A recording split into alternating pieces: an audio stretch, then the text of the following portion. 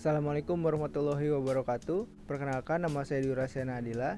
Saya adalah mahasiswa Magister Fakultas Ilmu Administrasi Peminatan PSDM Universitas Indonesia.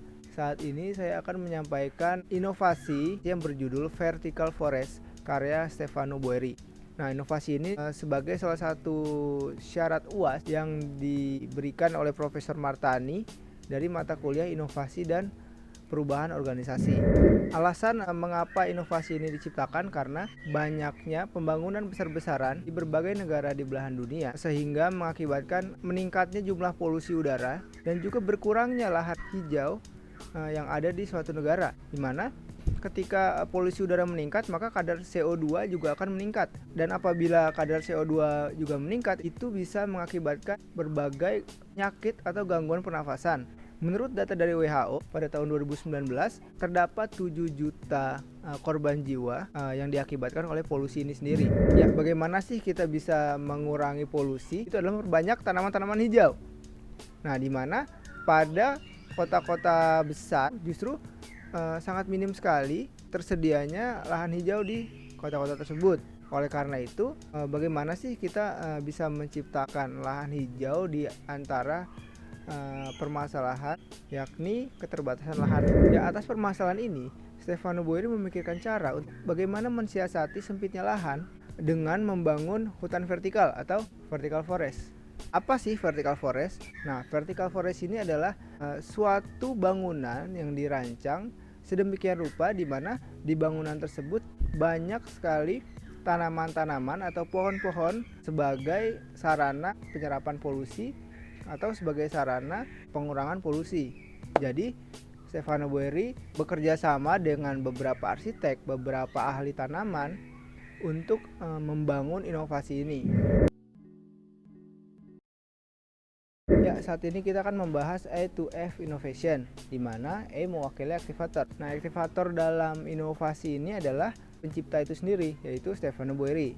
Nah, selanjutnya adalah browser. Nah, browser dalam inovasi ini adalah Stefano Boeri itu sendiri, juga Laura Gatti. Laura Gatti adalah peneliti atau ahli botani, di mana dalam hal ini Laura Gatti sudah mempelajari tanaman-tanaman apa yang bisa bertahan di ketinggian tertentu untuk dapat diterapkan pada inovasi ini.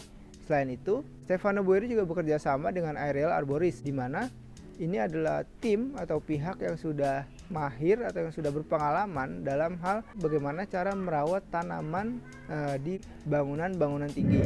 Nah, selanjutnya C adalah creators. Creators ini adalah Stefano Boeri itu sendiri. Selanjutnya adalah D, itu adalah developer, di mana dalam inovasi ini developernya adalah Stefano Boeri dan Laura Gatti. Ya, selanjutnya adalah E, yaitu executors. Nah, dalam inovasi ini executorsnya adalah Stefano Boeri, Laura Gatti, dan juga Sima Salas sebagai local partner.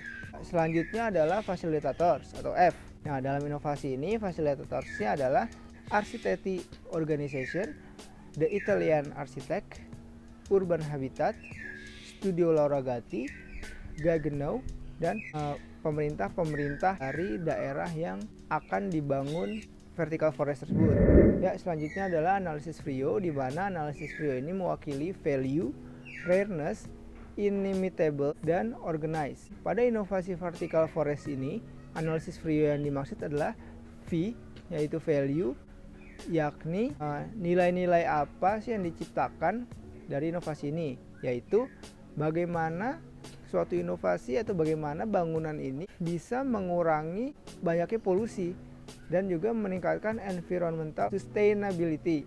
Lalu yang kedua adalah rareness. Nah, rareness ini adalah apakah inovasi ini masih langka atau masih belum banyak diciptakan. Nah, sedangkan dalam inovasi vertical forest ini memang saat ini belum ada yang menciptakan bangunan yang berisi tanaman-tanaman sebagai lahan penghijauan. Selanjutnya adalah inimitable. Nah, inimitable ini adalah bagaimana suatu inovasi ini tidak mudah ditiru. Ini bisa disebabkan oleh sulitnya sumber daya ataupun mahalnya biaya ataupun memang membutuhkan hal-hal yang kompleks sehingga inovasi ini tidak mudah dibuat oleh beberapa perusahaan. Dalam inovasi vertical forest ini dapat dikatakan bahwa untuk mewujudkan vertical forest itu membutuhkan penelitian yang lama, biaya yang besar, serta perizinan yang sulit.